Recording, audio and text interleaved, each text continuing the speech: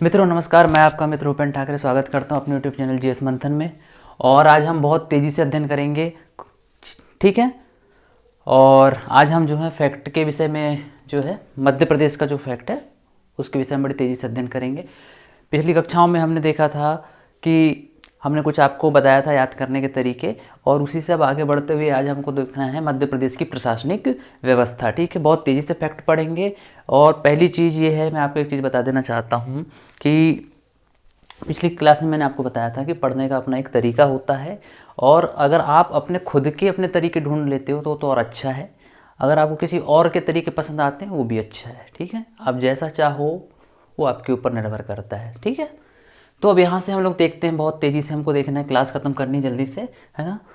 छोटा सा वीडियो होगा, ज़्यादा देर का नहीं होगा। सबसे पहले मध्य प्रदेश की प्रशासनिक व्यवस्था देखते हैं, ठीक है। तो इसको कैसे याद करेंगे, वीडियो में मेरे साथ लास्ट तक बने रहिएगा तो आपको कुछ ना कुछ सीखने मिलेगा, ठीक है। बात समझ में आ रही है। वीडियो के लास्ट में कुछ ना कुछ बहुत चीज़ें काम की हैं जो आपको काफ़ी हेल्पफुल होंगी, ठीक है। तो प्रशासनिक व्यवस्था देखते हैं। सबसे पहले हम लोग देखते हैं कि मध्य प्रदेश में संभाग, मध्य प्रदेश में जो टोटल संभाग है उनकी संख्या है 10। मध्य प्रदेश में कितने संभाग हैं? 10। बिल्कुल दिमाग में बिल्कुल बैठा लीजिए इसको। कितने संभाग हैं? 10 10 10, बिल्कुल इसको रट लो। 10 संभाग हैं। जिले कितने हैं? 52। कितने जिले हैं? 52। जिला पंचायत भी कितनी होंगी? 52। जितने जिले होंगे उतनी जिला पंचायत होंगी, तो जिला पंचायत भी कितनी है? 52 है। और पुलिस जिले भी कितने होंगे? 52, जिसको कि हम एसपी जिले भी कहते हैं ना। एसपी मतलब सुपरिटेंडेंट ऑफ पुलिस, ओके। फिर हम लोग देखते हैं तहसील। तहसील कितनी है? 424, रट लो बिल्कुल। कितनी तहसील है? 424। 424 क्या है? तहसील है। विकासखंड कितनी है? 313। जितने विकासखंड होंगे उतनी क्या होगी? जनपद पंचायत। तो जनपद पंचायत भी कितनी है? 313। जितने विकासखंड उतनी जनपद पंचायत, ठीक है। तहसील जो 424। नगर निगम हमारे पास 16 है, हमारे पास मतलब मध्य प्रदेश में, ठीक है। नगर पालिका हो गई कितनी? 99। नगर पालिका कितनी है? 99। निगम 14, नगर पालिका 99। ग्राम जो है 54,903 गांव हैं। नगर या जो शहर है उनकी संख्या है 476, ठीक है। गांव कितने हैं? 54,903 हमारे यहाँ गांव हैं, और नगर और जो शहर है वो 476 है, ठीक है। नगर परिषद जो है हमारे यहाँ 294, लेटेस्ट आंकड़ा बता रहा हूँ आपको, ठीक है। कितना? 294 नगर परिषद। ग्राम पंचायत जो है हमारे यहाँ 23,922। 23,922 क्या है? ग्राम पंचायत, ठीक है। पुलिस रेंज, जिसको कि हम लोग आईजी रेंज भी कहते हैं, ठीक है। इनकी संख्या वर्तमान में कितनी है? 11 है, ठीक है।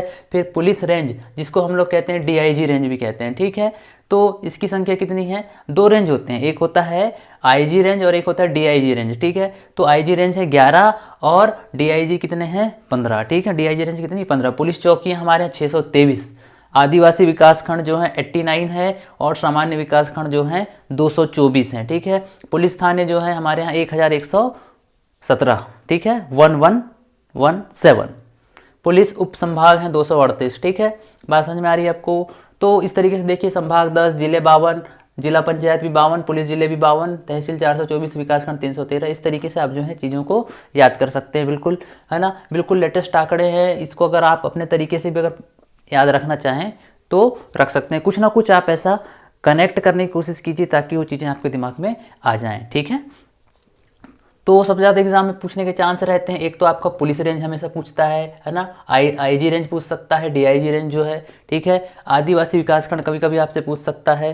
फिर आपका जो है, फिर नगर निगम से प्रश्न पूछ सकता है, नगर पालिका से पूछ सकता है, विकासखंड, जनपद पंचायत, तहसील, है ना। तो ये ऊपर की कुछ चीज़ें हैं, कुछ ज़्यादा मुख्य रूप से हैं, आपको इनको देखना है। लेकिन आप सारा ही सब कुछ देख लीजिए, क्योंकि मैंने सारी मेन चीज़ें ही आपको यहाँ से बता दी हैं, ठीक है। बात समझ में आ रही है। लेकिन इसको एकदम आपको दिमाग में फिक्स करना होगा, ठीक है।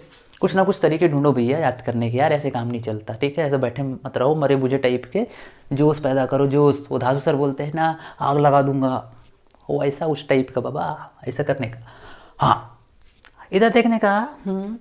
विधानसभा। विधानसभा देखो, विधानसभा कितने हैं हमारे यहाँ? देखो, विधानसभा की जो टोटल सीट हमारे यहाँ पे है वो 230 है। कितनी है विधानसभा की? 200 सीट। इससे पहले वाली वीडियो में बता चुका हूँ, ठीक है।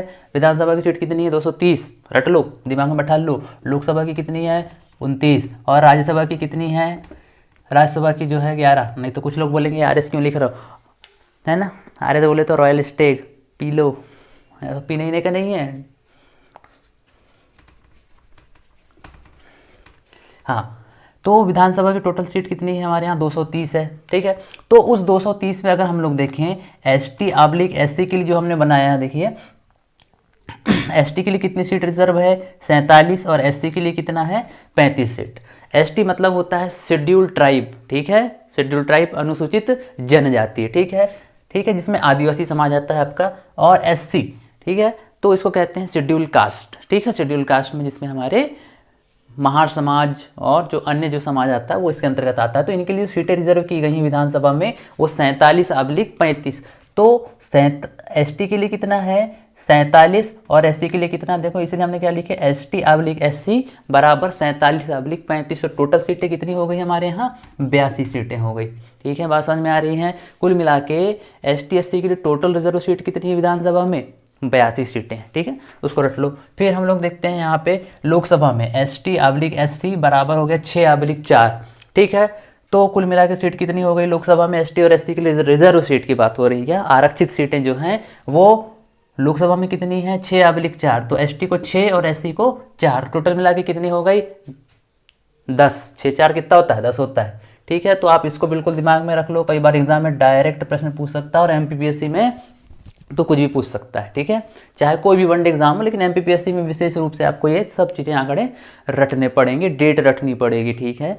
तो कुछ ऐसे तरीके से अपन याद कर लिए, ST/SC 47/35 विधानसभा, ठीक, टोटल विधानसभा आपको मालूम होनी चाहिए और उसमें ST और SC के लिए कितनी रिजर्व सीट है। उस तरीके से आपको लोकसभा की टोटल सीटें मालूम होनी चाहिए कितनी है मध्य प्रदेश के अंदर, और उसमें भी जो है ST और SC के लिए कितने आरक्षित हैं वो आपको मालूम होनी चाहिए, ठीक है, इस तरीके से समझिए, ठीक। फिर मध्य प्रदेश का कुछ हाई कोर्ट है। हाई कोर्ट कहाँ पे है? जबलपुर में है। जबलपुर में तो है। इसकी स्थापना कब हुई थी? 1956 में, जब मध्य प्रदेश बना तब उसका हाई कोर्ट जबलपुर में उसकी स्थापना हुई थी। 1956 में जब मध्य प्रदेश बना तभी जो है उसके साथ साथ जो है मध्य प्रदेश की स्थापना के साथ में जो है क्या हो गया आपका? हाई कोर्ट भी बनाया गया। कहाँ बनाया गया? जबलपुर में, ठीक है। फिर इसके 2 खंडपीठ हैं। खंडपीठ कौन कौन से हैं? इंदौर और ग्वालियर। इसकी स्थापना कब हुई थी? 1973 में। तो ये कुछ मुख्य चीज़ें होती हैं जो कई बार परीक्षा में आपसे पूछी जाती है, ठीक है, और MPPSC में तो बहुत चांस रहते हैं पूछने के, है ना। फिर अब हम लोग देख लेते हैं टोटल संभाग कितने हैं? 10 हैं। जिले हमारे यहाँ 52 हैं, ठीक है, जिले हमारे यहाँ कितने हैं? 52, ठीक है।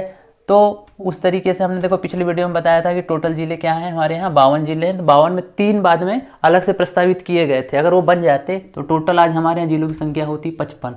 लेकिन चूँकि कांग्रेस पार्टी हटी, क्योंकि कांग्रेस पार्टी के समय ये प्रस्ताव आया था, और चूँकि अब बीजेपी की गवर्नमेंट है तो उसने इसको ठंडे बस्ते में डाल दिया, और सरकार की मंशा है कि वो कब इसको जिला बनाती, ठीक है। तो ये हो गया, देखो चाचौड़ा बनता, मैहर बनता और नागदा। तो चाचौड़ा जो है ये गुना से अलग होकर बनता, मैहर जो है सतना से अलग होकर बनता, और नागदा जो है उज्जैन से होकर अलग होकर बनता। लेकिन अब जो है वो नहीं बना। फिलहाल की स्थिति में अगर आपसे पूछे कितने जिले हैं मध्य प्रदेश के अंदर, तो 52 जिले हैं। 52 दिमाग में रट लो, ठीक है। फिर हम लोग देखते हैं संभाग 10 संभाग है। कैसे याद करें जी? टेंशन नहीं लेना, तरीके अपने पास में, ठीक है। जैसे आपको कोई बुलाता है तो हम बड़ा एक सम्मानजनक शब्द का इस्तेमाल करते हैं, उसको कहते हैं जी जी जी। तो आपको जी कितने बार बोलना है? 8 बार। J for Jabalpur, I for Indore. Jabalpur और इंदौर में कितने जिले हैं जी? 8। कुल मिला के दिन में कितने बार जी बोलना? 8 बार जी। JI जी। तो J for Jabalpur, I for Indore, कितने जिले? 8 जिले, ठीक है। फिर सागर। सागर में देखो अंग्रेजी में कितने अक्षर हैं? 1 2 3 4 5, +1 कर दो इसमें तो कितने हो गए? 6। 5 अक्षर थे, हमने +1 कर दिया उसमें, तो टोटल कितने हो गए? 6 जिले हो गए, ठीक है। फिर यहाँ पे जो था उज्जैन में क्या है? उज्जैन में सत है। उज्जैन में क्या है? सत है। सत्य वहीं पे है उज्जैन में, क्योंकि महाकाल की भूमि है तो सत्य वहीं पे है। तो उज्जैन सत। तो उज्जैन में कितने जिले होंगे भैया? 7 से 7 निकाल लो। उज्जैन में क्या है? सत है, सत्य है, 7 जिले। 7 7 7 7 7 रट लो इसको। सागर SAGAR सागर है ना, तो सागर में 5 अक्षर है, +1 कर दिए तो 6। तो हो गया जबलपुर इंदौर 8, उज्जैन में 7, सागर में 6 जिले, है ना। अब हम लोग जो है भगवान को कितने बार भोग लगाते हैं? 5 बार भोग लगाते हैं, ठीक है। एक मान लो आप ज़्यादा भी लगा सकते हो, आप लोग ज़्यादा बड़े भक्त हो, है ना। तो हम लोग क्या लगाते हैं भगवान को? भोग। कितने बार लगाते हैं? 5 बार लगाते हैं, ठीक है। तो भो से भोपाल और ग से ग्वालियर, तो कितने जिले हैं जी यहाँ पे? 5। भोग कितने बार? 5 बार। भो से भोपाल, ग से ग्वालियर, खत्म करो, हटाओ, ठीक है। फिर आ जाएगा रीवा, RIWA, रीवा में कितने अक्षर हैं? 4। जितने अक्षर हैं उतने जिले हैं, ठीक है, रट लो इसको। फिर यहाँ पे क्या लिखा हुआ है? नर्मदा डोली चंबल में, ठीक है। जब नर्मदा कहाँ डोल रही थी, चंबल में, तो उसको कौन देख रहा था ऊपर से, तीन ठुक देव, त्रिदेव, कौन, तीन देव। ऐसा करके याद करने का इसको, हाँ ऐसा याद करने का जी, ऐसा देखो, ऐसा करके याद करेंगे ना जल्दी याद होगा। हाँ इधर देखो, नर्मदा डोली चंबल में, तो नर्मदा से नर्मदापुरम, ठीक है, होशंगाबाद का ही जो है ये नाम है ना, होशंगाबाद संभाग का नाम जो है वो नर्मदापुरम भी है, ठीक है। तो नर्मदापुरम, डोली से क्या हो गया, डोली से डोल, और डोल किस में आता है, शहडोल में आता है, तो ये हो गया आपका शहडोल। और चंबल से चंबल, तो टोटल कितने हो गए, त्रिदेव हो गए, तो 3। तो इन तीनों जगह में कितने कितने जिले हैं, शहडोल में 3 जिले, शहडोल संभाग में 3 जिले, चंबल में 3 और आपके चंबल में 3, है ना। नर्मदा में 3, शहडोल में 3 और चंबल में 3, 3 3 3, इसलिए त्रिदेव, है ना। नर्मदा डोली चंबल में, और किसने देखा, तो त्रिदेव ने देखा, ऊपर से देख रहे थे कैसी है, तो हाँ ऐसा ऐसा याद करने का, ठीक है। तो जितनी चीज़ें आज मैंने बताया हूँ उसको सिर्फ दिमाग में बैठा लो, फिक्स कर लो। आज के लिए सिर्फ इतना ही रीड करो, इतना ही डाइजेस्ट करो, इतने को हजम करो, ठीक है, क्योंकि ज़्यादा मैं पढ़ाऊँगा तो आपको अजीर्ण हो सकता है, ठीक है। सॉरी मजाक कर रहा हूँ, है ना। तो अगर आपको मेरा वीडियो पसंद आता है तो प्लीज़ लाइक, सब्सक्राइब और शेयर ज़रूर करें, और कमेंट ज़रूर करें। आपसे शिकायत है, आप लोग कमेंट नहीं करते हो। और जो है एक बात लास्ट में आपसे करनी है कि अपने दिमाग को स्थिर रखो और बड़ी शांति से पढ़ाई करो, क्योंकि आपका भविष्य आपके हाथ में है, ठीक है। जय श्री राम।